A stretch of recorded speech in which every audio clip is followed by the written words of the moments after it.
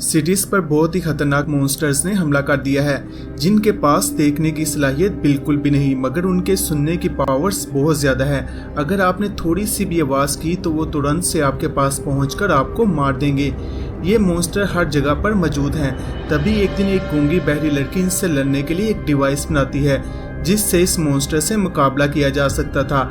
इस डिवाइस के बनने के बाद क्या ये लोग इन मॉन्स्टर का सामना कर पाएंगे या नहीं, जानने के लिए चलते हैं फिल्म की डिटेल एक्सप्लेनेशन की तरफ। फिल्म की शुरुआत एबर्ट नामी शख्स को दिखाने से होती है, जो अपनी गाड़ी एक स्टोर के बाहर पार्क करता है और अंदर से कुछ खरीदारी करने के लिए जाता है।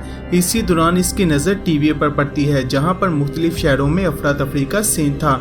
एबर्ट इस पर ज्यादा तवज्जो नहीं देता और गाड़ी लेकर करीबी बेसबॉल ग्राउंड में पहुंचता है, जहां पर इसके बेटे का बहुत इंपॉर्टेंट मैच हो रहा था। एबर्ट की बीवी और 2 बच्चे पहले से ही यहां पर मौजूद थे।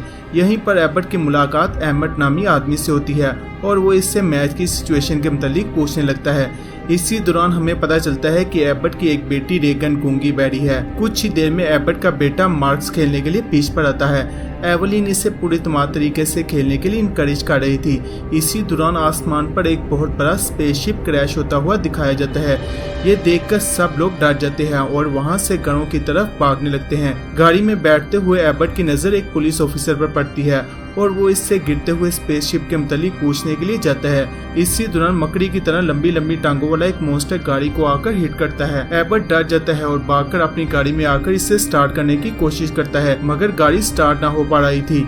ये दोनों मॉन्स्टर से बचने के लिए एक रेस्टोरेंट में छुप जाते हैं।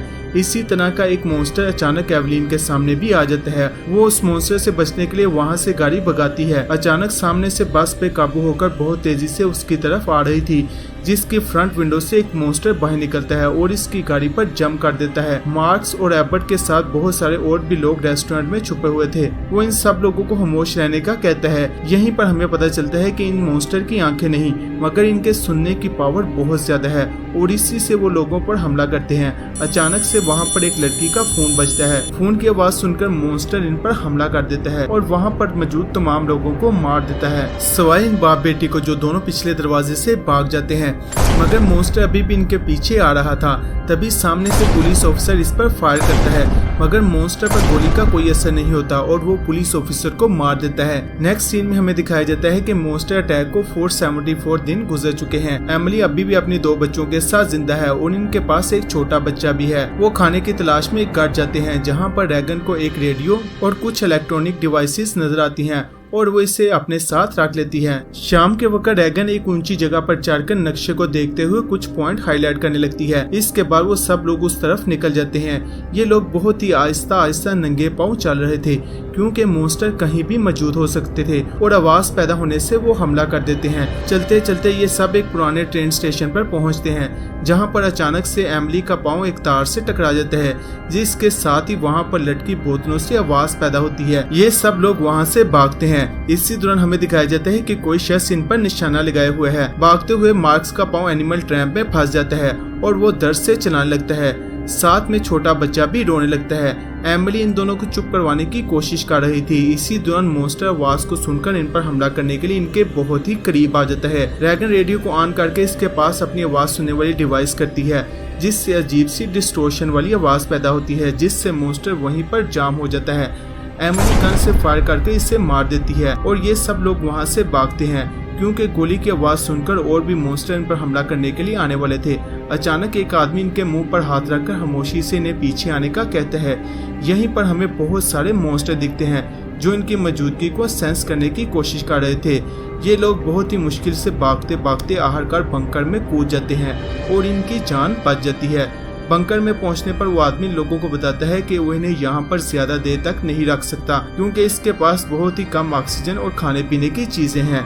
एवलिन इस आदमी की तरफ बहुत ही मायूसी बड़ी नजरों से देखती हुई एक बॉक्स का ढक्कन खोलती है, जिसमें एक छोटा सा बच्चा था, जिसे देखकर इस आदमी का दिल पिघल जाता है। ये शख्स कोई और नहीं बल्कि एबर्ट का दोस्त था, जो हमें फिल्म की शुरुआत में बेसबॉल ग्राउंड में दिखाया जाता है, जिसका नाम एमट था। ये इन सबको एक और कमरे में ले जाता है, जहां पर कुछ दवाइयां और खाने पीने की चीजें थी।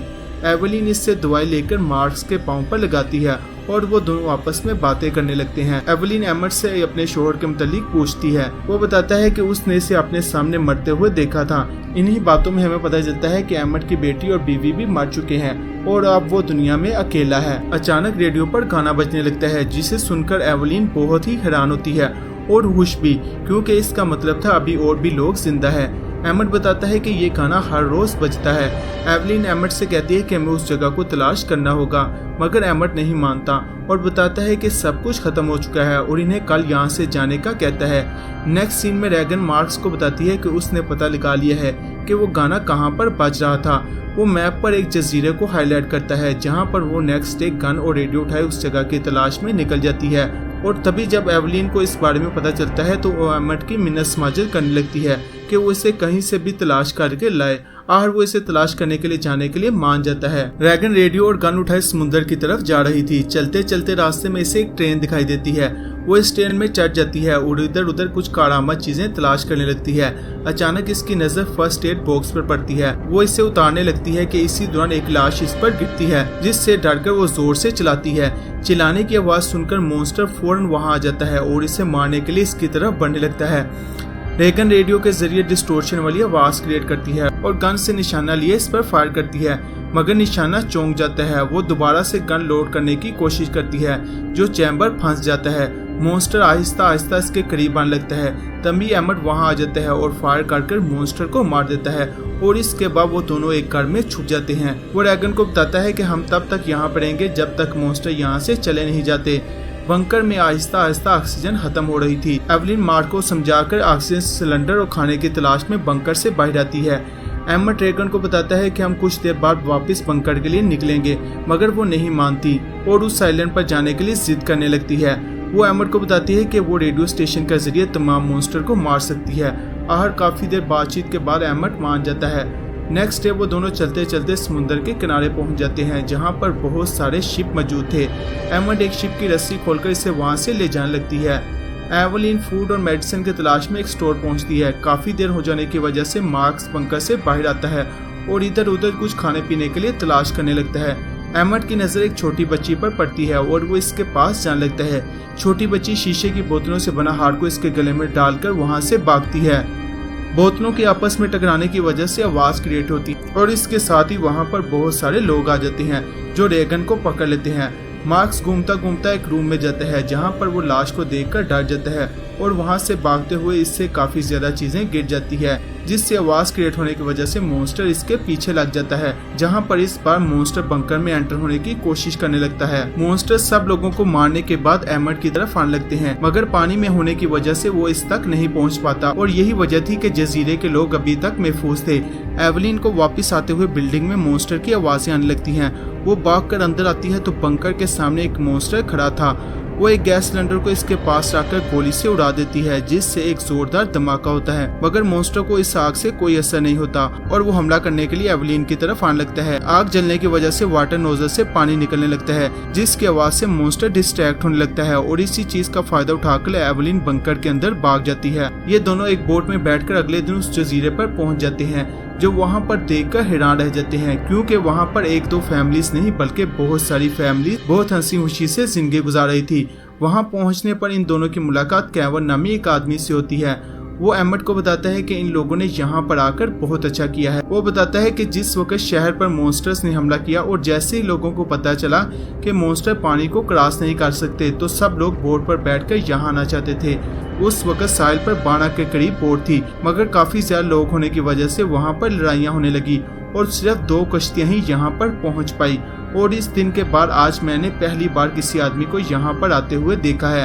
एमट माइकल को बताता है कि वो यहाँ पर लोगों की मदद करने के लिए आया है, जो इस मकसद के लिए उस छोटी बच्ची के पास एक डिवाइस है।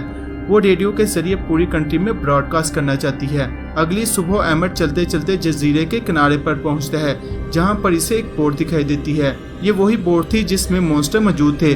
वो लोगों को बताने के लिए भागकर टाउन आता है। इसी दौरान मॉन्स्टर वहां पहुंचकर लोगों पर हमला करके इन्हें मारने लगते हैं। ये तीनों गाड़ी में बैठकर रेडियो स्टेशन की तरफ भागते हैं। मॉन्स्टर भी इनके साथ गाड़ी से लटक जाता है, मगर गाड़ी तेज चलाने की वजह से मॉन्स्टर गिर जाता है। ये तीनों रेडियो स्टेशन पहुंच जाते हैं। माइकल इन्हें चाबी देकर वापस अपने फैमिली के पास जाने लगता है कि इसी दौरान मॉन्स्टर इस पर हमला कर इसे मार देता है। अहमद बगैर शोर के बड़े आराम से रेगन को ब्रॉडकास्ट रूम में दाखिल करता है और खुद मॉन्स्टर का सामना करने लगता है। दूसरी तरफ एमिलीन और बच्चे बंकर में ऑक्सीजन कम होने की वजह से मरने लगे थे। तभी वो हिम्मत करके बंकर खोलकर बाहर आती है और दवाएं और सिलेंडर उठाकर अंदर ला पाती है। मॉन्स्टर अहमद को जख्मी कर देता है, जबकि दूसरी तरफ मॉन्स्टर भी बंकर में दाखिल हो चुका था। इसी दौरान रेगन रेडियो के साथ वो डिवाइस लगाकर ऑन कर देती है, जिसके साथ ही मॉन्स्टर दोनों तरफ अपनी अपनी जगह पर जाम हो जाते हैं। एक तरफ रेगन डंडा उठाए जबकि दूसरी तरफ मार्क्स गन उठाए दोनों मॉन्स्टर को मार देते हैं और यहीं पर इस पार्ट का एंड हो जाता है। अगर आपको मेरी ये वीडियो पसंद आई तो प्लीज चैनल को लाइक, शेयर और सब्सक्राइब जरूर कीजिएगा। शुक्रिया।